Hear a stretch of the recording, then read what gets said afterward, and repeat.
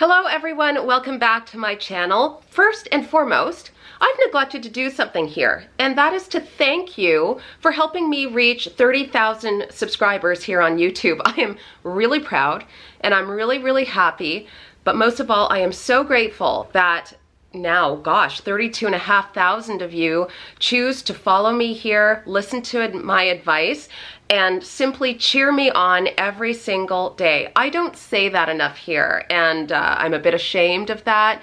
So I am taking this opportunity to thank every single last one of you for following me. It really means the world.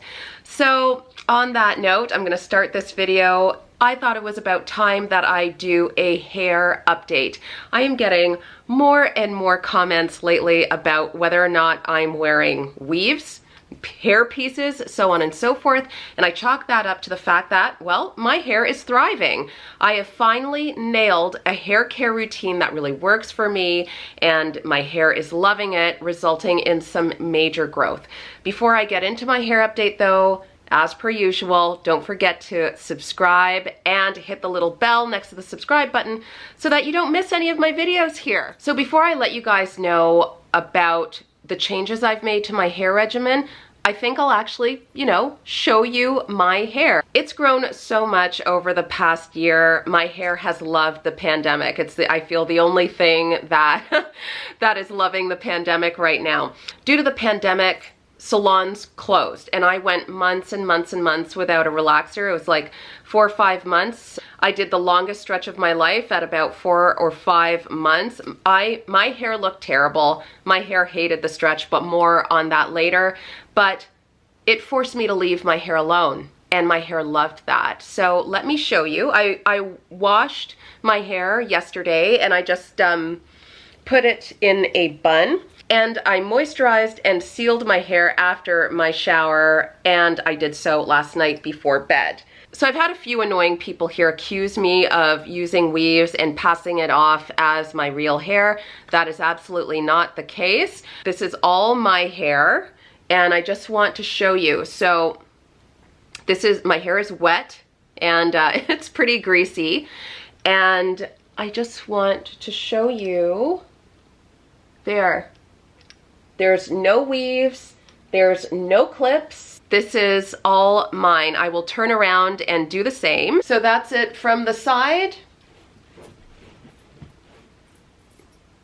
And that's it from the back. I hope you guys can hear me okay. And there. That is all my own hair.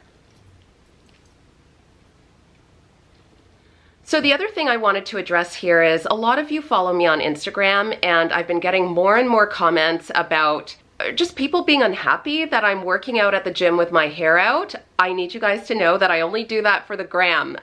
My personal trainer will film me working out. I like how my hair looks when it's out, and for the rest of my workout, I do whip it back up into a bun for the simple fact that it's just a lot of hair and it's annoying to work out with when it's everywhere. It also is heavy and hot and makes me sweat to death. So yeah, I generally almost always work out with my hair in a bun. So why did my hair grow so much? Why did it get so much healthier?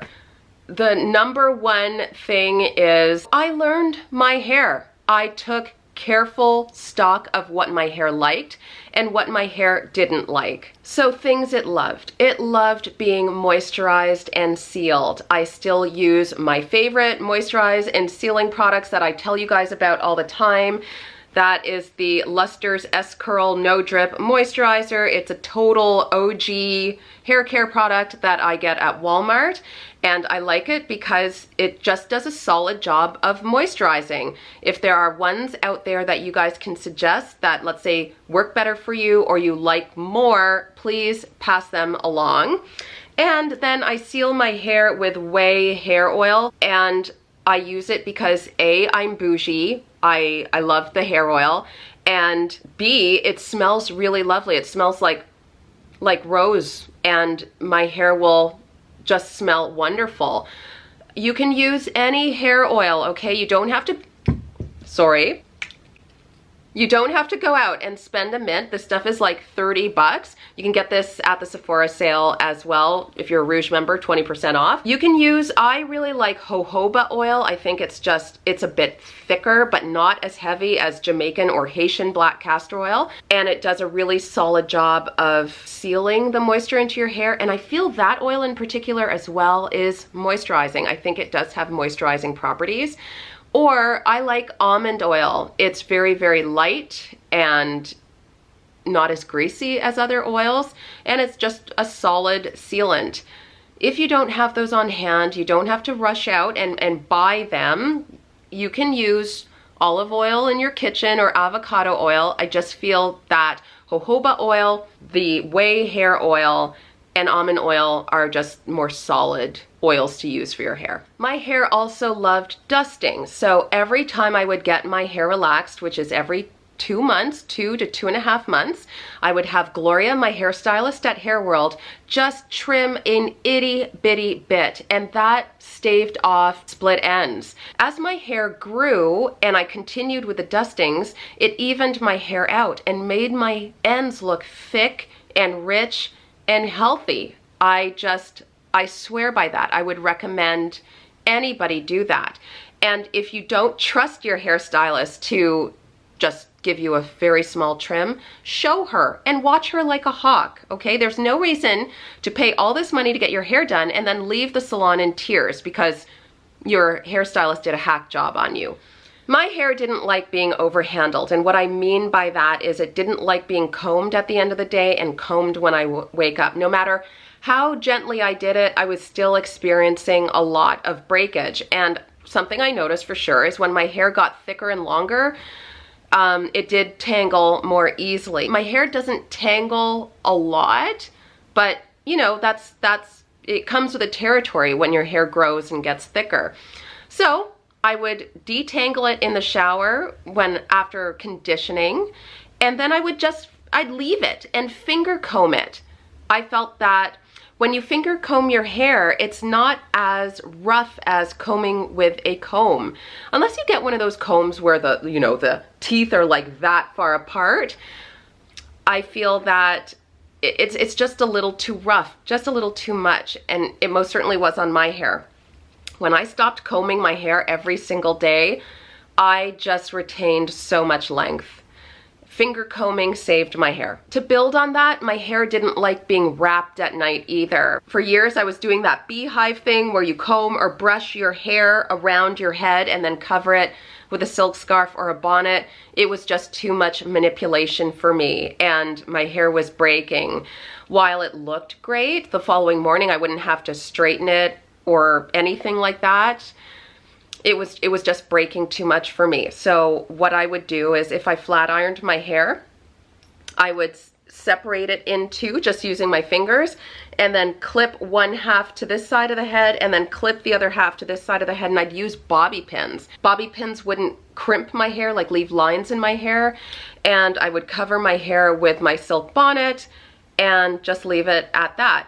You know, it's easy to do for me as well because I no longer work in an office. I quit that ages ago, and I wasn't too concerned with having, styled hair every single day. That really worked for me. And lastly, I did a video on this that you guys loved. It's this video right here. I stopped stretching my hair. Honestly, stretching my hair, it just looked horrible. It would wear on my self-confidence because my hair looked terrible, and my hair would break. I just couldn't do it. I know that stretching works for a lot of you, and I do feel it is beneficial, especially if you're trying to get your hair on track, if it's unhealthy, but stretching just didn't work for me. It was a miserable experience. My hair would tangle up so bad. It would look really, really puffy and frankly unkempt. I'm not saying that women who stretch their hair look unkempt. Just on me, it did. I didn't, and I chalk that up to maybe just not knowing how to do it properly. I'm confident enough in myself to admit that, but I ain't doing it any longer. I am in the salon the minute you know, my hair needs to be relaxed. And for me, what works really well is every 2 months to 2.5 months. I'm learning now that my hair actually does grow really fast, and 2 to 2.5 months gives me about that much growth to work with, or for my hairstylist to work with, to relax my hair without any damage. Lastly, what my hair seems to really like, along with my skin and nails, is collagen peptides. I use Vital Proteins collagen peptides. Most places you can order them online. I will sprinkle a scoop into smoothies. You can add it to your coffee, what have you. But when I started using them regularly, my hair, skin, and nails started to thrive. Like, it's just amazing. I noticed that my new growth is thicker, my nails grow like crazy, and my skin is gorgeous. So other things that I have done that have really worked for me, that really I attribute to the health and quality of my hair, is I really started to pay attention to what my hairstylist was using. So I have full faith in Gloria. She's been my hairstylist forever now. She works at Hair World here in Ottawa, and she is a huge proponent of using the best quality hair care products you can afford. She would never be caught dead using any hair care from the drugstore. I understand that people have certain budgets, so I always tell everybody, you know, again, use the best hair care you can afford.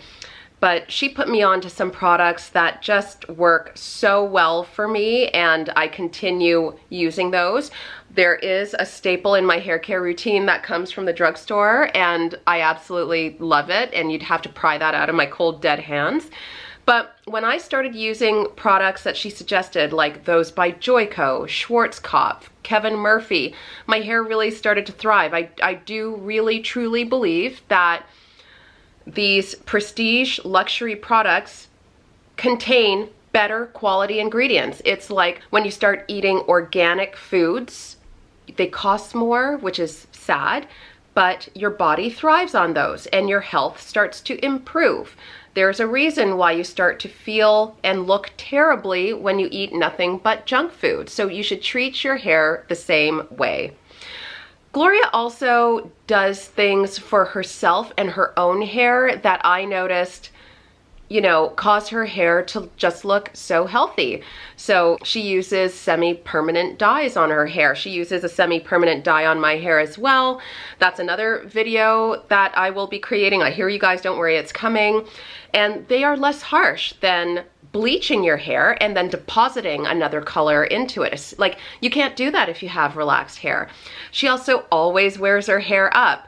I understand, and I also completely agree that what is the point of growing your hair and getting your hair so healthy if you can't enjoy it, if you can't wear it down, so on and so forth.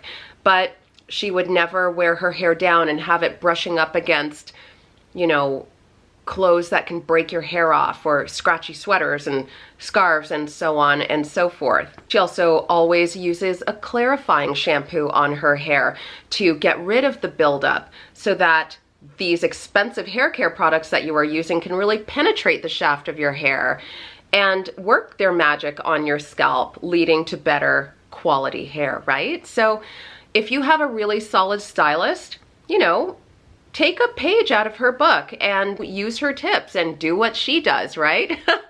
And also pay close attention to how she's treating your hair. Gloria's really gentle with my hair, and her tips and tricks have just really benefited me and served me well. So this is a bit of a controversial one. I know, like, I got all sorts of comments about this, but something that served me really well is I stopped listening to other YouTubers and I just started, frankly, listening to my own hair. I was following the advice of so many other YouTubers who just didn't have the same hair as me. And no wonder their tips didn't work. I mean, I can't use a ton of protein on my hair. I can't use, you know, products that aren't thick and super hydrating because I have thick, coarse hair myself. So something I have discovered about my hair, this is my natural hair right here. And I don't know what texture that is, but I started using products for curly hair on the nape of my neck, and the nape of my neck, like the hair at the nape, grew back. So all this to say is that I stopped fighting my hair. I feel that's what I've been doing for like 7 years, is fighting my hair, trying to beat it into something it wasn't. And when I started listening to it, it started to thrive. Which brings me to my next point, is how do you listen to your hair? How do you notice and take note of what your hair needs? So I was using products that my hair didn't like. It would, for instance, just tangle up instantly. I got rid of a lot of clear shampoos and replaced them with thick pearlized shampoos. So there is the odd clear shampoo that is just amazing and works really well. When I would use really clear shampoos, it would just tangle up and dry out. I stopped using conditioners that made my hair limp and heavy and then ultimately would dry out my hair, because it was just coating my hair, and the really good products couldn't penetrate the hair shaft and work their magic. So my hair didn't like to be combed, and I would just have to look at the bathroom floor and it would just be covered in little broken bits, and that would hurt my heart. My hair didn't like protein. It would dry out instantly. It would feel crunchy. No amount of flat ironing would make my hair look straight. The ends would always be frizzy, and it would look split. Like if I use too much protein now, and you know, I still do use my Joico Luster Lock treatment, but I'll only use it like once every 2 months, because if I use it more than that, my hair will instantly just look frizzy. No amount of flat ironing will flatten out the ends. It would look dull. It would feel crunchy, the whole 9 yards. So I stopped, and I started reading every product label to make sure that, you know, hydrolyzed keratin isn't in the first 10 ingredients. I find like the more natural keratins, for instance, what I mean by natural is like, you know, oat, rice protein, things like that, not hydrolyzed this keratin and whatever. Those, like the rice and oat proteins, soy proteins, would fare better in my hair than the hardcore ones.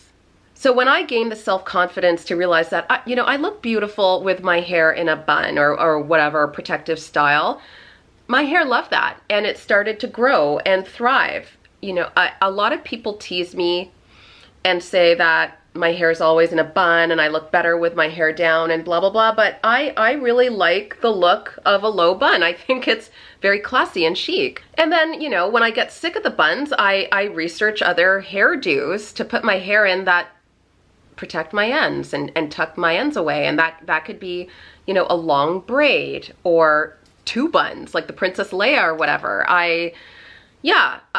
Despite what you guys see on Instagram and TikTok and whatever, my hair is usually up in a bun.